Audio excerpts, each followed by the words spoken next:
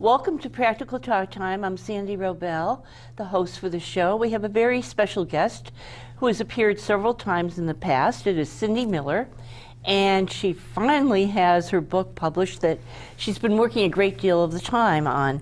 Before I have you meet Cindy again, I'd like you to read to you the back of her book, which talks about the author. And this is about Cindy Miller. And this is what she says. I am a girl who lives in the country, loves the city, ocean, gardening, hiking, dancing, good food, and having fun. I also am serious about my relationship with God, which led me to become the founder of a nonprofit for mind, body, and spirit. I write poetry, enjoy music, write inspirational articles, teach, laugh, study holistic and spiritual teachings, attend groups, and love people.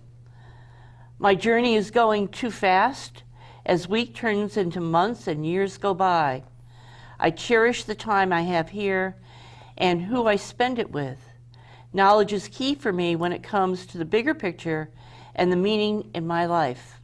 I start my day in prayer, and at the end of the day, close in prayer. I appreciate my life. And there's a little bit more, but I'm going to close here and introduce you. The author, who has many interests, is Cindy Miller. Welcome to the show, Cindy. Hi, Sandy. I'm so glad you can be here and tell us about this fabulous new book that you have written. And how would you like to tell the people about your book? How did you get started with this? Good question. The book came to me when I was one day sitting watching Oprah, who I happen to love her shows when she was on the normal stations. And I was listening to an author, and I'm very God-based, and I just believe in God. And I heard God say to me, I'm clairaudient, so I can hear from God, just like anybody out there can. And God said, Cindy, go ahead and write this book. And he said, I want you to write a book. And I'm like, really? And he said, yeah, and the book is going to help many. And I said, God, what is it going to help people do? And he says, to heal. And I said, oh, all right. And I feel that we're all here to be healed. We're all here on a journey, and we're all here to be healed on our journey. So that's how the book got started, through a show, watching another author, and I went to my laptop where I write, and I began to write away, and the information just comes to me. And you'll see in this book, there's conversations that I have with God of things that I've struggled with in my life.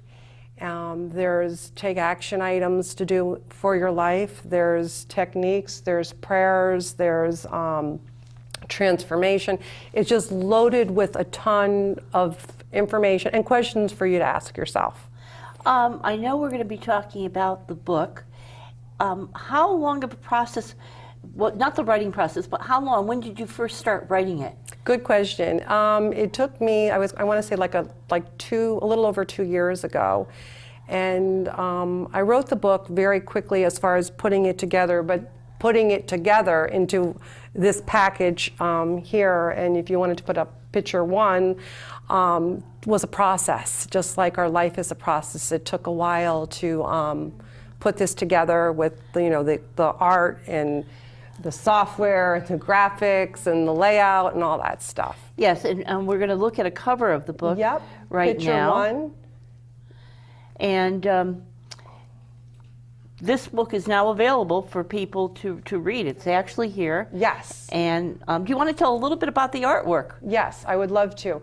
The artist who did the artwork is my brother Steve, who I am so proud of, and he sells his art all over the world. And that's actually a section of a painting of an abstract image.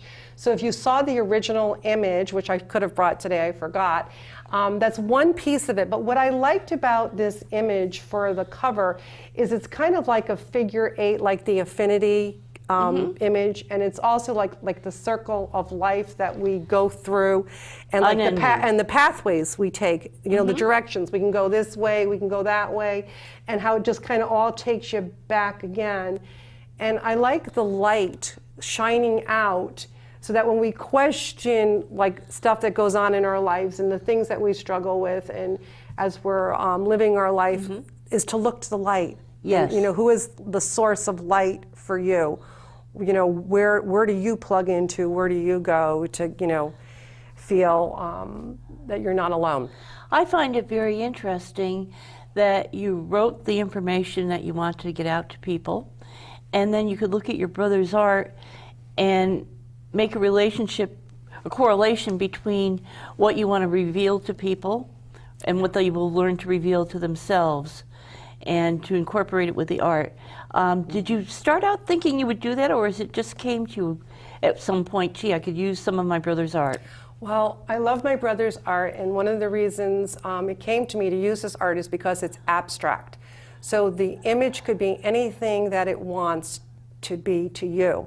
So it's not forced, like you have to think like that, you have to feel like that, you have to be like that. It's for you to be able to be very reflective and to go within and go, what does that look like to me, and why does it look like that to me, and how do I feel about that? So that's really the essence of this workbook, and I call it a workbook because it's to go within you, to go within yourself, and assess, why you feel what you feel. Why do you think what you think? Why do you believe what you believe? Why do you behave the way you behave? I think that's very good, because a lot of times when we look at, has nothing to do with your book, but like advertising. Right. And I know a company that produces a catalog, of clothing, and what I find interesting is when you look at it, you don't see the models. They must somehow take them out of the picture, and you just see the outfit that's there. And I'm thinking that they want you to see yourself in it. Right. That you might sometimes look at it and think, oh, I don't look like that person, so I shouldn't buy it. Right. And what's interesting about, the image, there's conversations that I have with God throughout this book about many different topics in life that have really, pressed, I felt in my heart or struggled with on some very serious things. And it was the image of what to use for God. Because I did images. I did an image, and there's a graphic number photo 4, if you can pull that up. But it was, what does God look like to you? And how do you equate an image to God? And this was a big thing in this book, in putting this together, is how does God appear to you? What does God look like to you? What does God represent to you? So there were so many choices, like should you use clouds? Should you use woods? Should you use sky? And if you notice on the bottom, it's just a very abstract image, because I wanted God to appear to you as you would feel God is to you. On there. Nope, to the very right, they took it off, to the right square is an image that I've used consistently throughout the book. It's back up there. Yeah. Okay, where am I so supposed to look? this. So I had it be Okay, very... yeah, it's not very clear on the screen. Yeah, well, it's the graphic, but the idea of that is God is as God should be for you. It's a very abstract. And Very it's abstract. Very light Yeah. gray, so it doesn't really show up on the screen here. Yeah. Okay. Because Yeah. I always think of something like God as being an energy or a light. Yeah. But I'm sure it's different for everyone. Everyone. Some people would see him as a person like they are. Or, Yes. Or Exactly. whatever. So I used an abstract image so that you could put in your own heart what you felt like, how you visualize God to be as a part of your life. Okay, so I would say that God is part of this book all the way through. Absolutely. This is a co-creation, this book. This is not my book. This is a book that was given to me. And it's just really, I just say I couldn't have done this book without God. Can't live my life without God either. And what did you do about dividing it up into chapters? How did you decide what information to put where? Is there a pattern? There is a pattern of the different things that we go through in life, from our core beliefs to how we take care of ourselves, to how we dress, to what we study, to what we eat, to the people we hang out with, to the letting go. It's just the transformation process. So I just covered every venue that I could possibly cover in this workbook without making it feel like, oh, this is too much work to do this workbook. But I wanted to be very broad range in covering a lot of aspects that I feel are key, pertaining to your mind, to your body, and your spirit. Interesting. This is Practical Talk Time, and even though it has a religious tone to it, it sounds like it's also very practical in the way people are looking at themselves as they read this book. Yeah, you don't have to believe in God for this book to work. This book is basically different things in it to stretch you, take action items for you to do, things for you to just contemplate, things for you to meditate. There's over 129 questions for you to ask yourself in this book. And for a sample of like some of the questions you could ask would be photo image number 3, if you could pull up number 3. But I wanted to ask like deep questions to someone, and you know, it starts off by the first question is your mother, your father, or other significant person in your life. From those people, do they consider you successful, and why or why not? And the second question leads you into, do you consider yourself a success, and why or why not? And the reason for that question is to start off is very often, you know, we start off as a child at home, and we have a mom or a dad, or maybe just a mom or a dad, or maybe we don't even, I mean, I don't know what your home environment is. Everybody's so different. Right, or it could even be a foster home. It could be a foster home, it could be a Right. teacher. So it's like when you first entered Earth and you arrived, and as you're growing, is, you know, who was your mentor? And did they consider you a success? And what if they didn't consider you a success, but you consider yourself a success? And how much validity do you give that opinion of that authority figure, that parent, that, you know, whoever is that role model in your life? Now, if you have a mom and dad and they think the world of you, and they think, oh, I just adore Sandy and I couldn't have done a better job. But, and I'm picking on my dear friend Sandy, but what if you had a mom and dad and they had nothing nice to say about Sandy, and just was just critical and just pounded you all the time?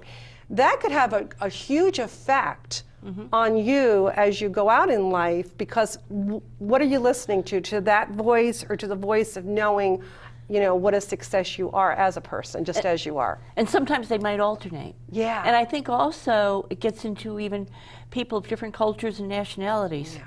Yeah. You know, just thinking of my own family, some families are just more critical. They think it's their role in life. Right. But then on the other hand, you can look at it and say, in another way, it might be easier to go forward because maybe it prepares you for the outside world. Yeah. That you're stronger going out because of it. Yeah. You know, it can lead to many different things, and many different. Everyone reading it would have a different viewpoint. Right. And you know, what we're taught and who our teachers are, you know, tie into our core beliefs. And sometimes I feel our core beliefs need to be altered and switched, because we might not have always been getting the proper teaching, and you know, we're learning new things all the time. So I think we need to be very open to knowledge, but also have a core truth that we hold inside of us, that don't let people shake you from your core truth either, as far as, you know, what your core truth beliefs are for you. And I like the idea that you have journey within, because I think life is a journey. Yes. It's never ending, and as much as we think, oh, I finally learned that, or I realized it, there's always something new that'll come up. Right. And have us change our mind, or say, well, that's something new I've learned. Right. And the reason I like the fact of the journey, and like the journey goes all over the place, and in the directions we choose to go on the journey, and we can grow on the journey, we can remain stuck on the journey, we can change another direction on the journey. You know, there's so many choices we have on this journey as we live out our life. And to me, it is a journey. And what's so important to me on the journey is the journey within, because what's within us is how we view, how we respond, how we communicate, how we feel, how we behave. So I think it's really important for us to have like this telescopic look inside of ourselves to go, you know, if you get really angry, well, why am I so angry? What's the core reason that I'm acting that way? Or, you know, look at what's going on with you. I find it interesting, too, that you said, I'm thinking people might be overwhelmed. There's 129 questions to ask, but I'm getting the feeling this is not a book like a novel that you just sit down and read. Right. It would be something that you would pick up and put down. And I haven't really looked at the book that closely.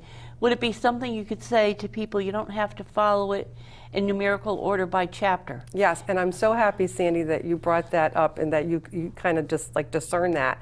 There's no special order. There's no special time that it needs to be completed. In fact, a lot of times I'll say, take 21 days. You know, take some weeks to let this process unfold. It's not a race, it's a journey. It's meant to do on a, you know, on a gradual basis. You know, it's just, like you said, just really pace yourself with it and have fun with it. And if you want to start at the end of it, fine. If you want to go to the beginning of it, fine. Mm-hmm. It's just, you know, wherever you feel led to open up and start. Would you also say that it could also be that, let's say you pick up a chapter or whatever, and you look through and decide that's what I'd like to look into, or I'm having some thoughts about, that it might be even years later you might return to it and say, I'd like to look at that again? I think absolutely, because there's a section in the book, there's what's called the old you and the new you. And those are images number 5 and number 6. And there's just, it's blank sheets of paper. And there's just this little graphics of people. And it's really what the old you was about, your habits, your discoveries, and your spiritual revelations. Mm-hmm. So you can track down, okay, right now this is what my habits are. This is what I've discovered to this point in life. And this is what my spiritual revelations have been. And then there's another page, if you flip to graphic number 6, it's the new you. So what's cool about this is that you can jot down in notes the things you used to do, and then you could flip over to the things that you now do. You could put this book away and look back 5 years from now and go, hey, I remember when I used to be like this, this, and this, and then I evolved to this, this, and this, and now I'm this, this, and this. Or you could see where you stayed consistent or where you didn't. So it's really good to like reflect upon, it's like, because it's like a diary, like an inner diary. I know we've had several programs on too with the Women's Center, whether it's about abuse or bullying in school. They have many different programs for both men and women, even though it does say the Women's Center. Do you think that people, I haven't spoken to them, and I'm just seeing in my mind that something like this might be also helpful to people that are looking for help in organizations such as that? Absolutely. The real premise for this book, you know, if you said to me, Cindy, why did you write this book besides God saying, Cindy, write this book, it's going to help a lot of people.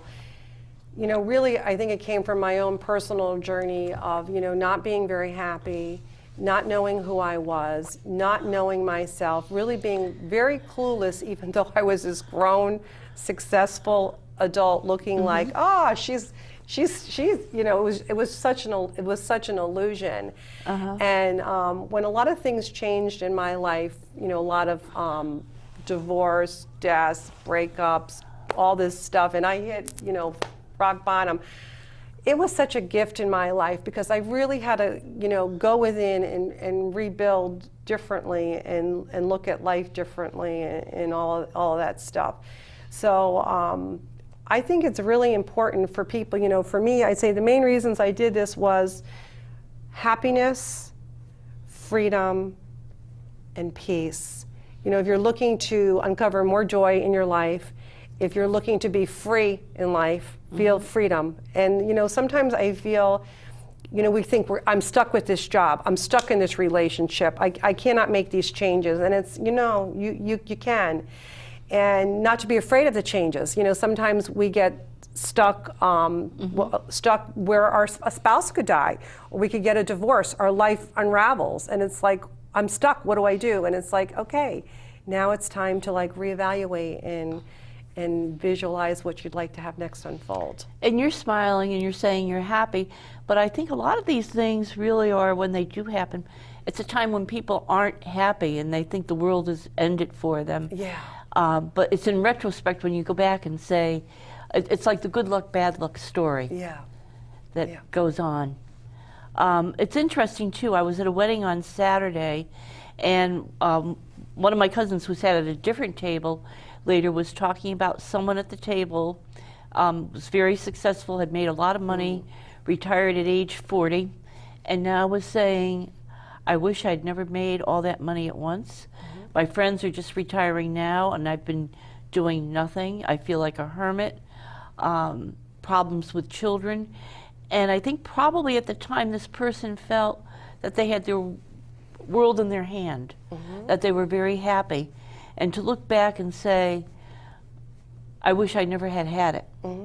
It's just interesting. Yeah, and what that shows me is that person, without forming a judgment, is they're looking all outside themselves rather than within themselves. A lot of people attach their joy and their happiness on all this external stuff that's out there versus just feeling really happy within themselves, who they have here sitting in these chairs. Me feeling good about me, you feeling good about you. Because in life, things are going to shift on us all the time. Our houses are going to change, friends will change, careers will change, and if you always need that certain set of circumstances, and you will only be happy under those circumstances, it's going to be a very long journey.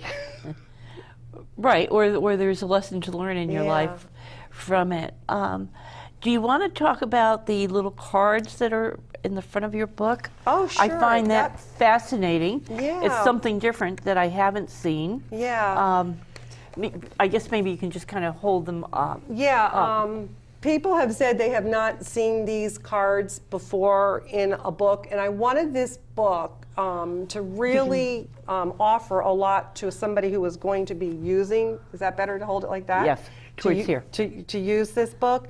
But anyway, the cards are perforated, which is great, so you can rip them out and you could pass them on to someone, or you could put it on your refrigerator, you could put it in your wallet, and on the back of each card are quotes and just an inspiring thought for you to think about. And there's a total of 12 cards in this book, and each image is different, and which is nice is that you could look at the different, and of course the art is by my brother, and they're all abstract and colorful, and they're thicker so that they're not flimsy, so you could use them. But yeah, so that idea came to me. I say, God gave me great ideas, and I had great help, support. I mean, I had friends, my friend Richard Teasdale, who's also part of this show. I couldn't have done this project without him. My friend Jeannie, my friend John. I mean, there's been a lot of people who've put a lot of support and assistance and love in helping put this together. Right, and you said there's also people that don't want to be recognized. Yep, don't want to be recognized whatsoever. They gave you a lot of help. A lot of help, and said, please leave me out of this. Yeah. Which I found very interesting as well. So people could use this any way they want. They might say, I want to focus on one per month, with 12 for a year. Yep. And as I'm looking at it, I'm thinking if you like your favorite one, you could take it out and put it inside a wallet where you keep credit cards or whatever. You want to carry it with you all the time. Yep. Or, yes. Great idea, Sandy. That's a great idea. You're always full of such good ideas. That's a good idea. For other people, not for yeah, myself. that's good. That's awesome. good. Would you like to read one of the... actually, I'll pick out one that I like. Sure. This one I love with the... it's abstract purple and lavender and orange. I don't know why I like it. I'm just drawn to it. And purple is also a very spiritual color. Yeah. And I'd like you to read what is in the back of that card right here. That one right there? Yes. Let me get my glasses on. Spectacle. And it says, what is it that makes me smile? I know I am worthwhile. And it's so true. If we can just smile knowing our worthiness of just, we're a treasure. And we're of value, and we're special, and not out of arrogance or ego, but just really feel good about who we are. And I had no idea what was in the back. I thought I'm just going to pick. I haven't really looked at it. And that's a huge message to this whole book, is to know how valuable each person is and how special each person is. And just being you is a big thing. Just being you is a big thing. And it's interesting, even if you're in a group of people, if you're just sitting and looking back, just observing, you can see people when they're just being themselves, you can tell who are the ones that are really happy within. Yeah. and then others are suffering. Yeah. And even people, even ourselves, anyone, Yeah. it doesn't matter. People can look at you and see something. Not when we're talking to each other and we're aware that we're being watched, but just... How do you assess that, Sandy? I'm curious, when you look within a room and you can assess that, how do you do that? I think a lot with their facial image, whether they're smiling or not. I know that several years ago I was at a wedding and the parents were divorced, one was remarried, and the mother, who was not remarried, she was dancing, seemed like she was having a great time. Happened to be in the go into the ladies' room. She was in there crying, but people didn't see that. Yeah, it was like a very illusion. She's like, yeah. Camouflage. And I Yeah. think sometimes when we look at people and they're really acting happy, they're putting on an act. And some people you look at and they could be with their children. It's not an act. It's a little more subtle. Very, very genuine. Yes. Yeah, yeah. Well, the only one you really have to make happy is yourself. I mean, you know, you don't make other people happy, you make you happy within you. So if we just work on just feeling good about who we are and knowing that my happiness isn't subject to your happiness, that, you know, you feel good being Sandy just all the time. That's, we've learned an incredible amount of wisdom just knowing that. Right. We have 1 minute to go. Yeah. And we're going to be doing another program, follow up to this. So what would you like to just say in closing? I would just say thank you so much for having me on, and no matter what, please go within and, you know, go within your heart and know that you can find peace, joy, and happiness. It's there. Thank you so much, and thank our listeners also for watching the show.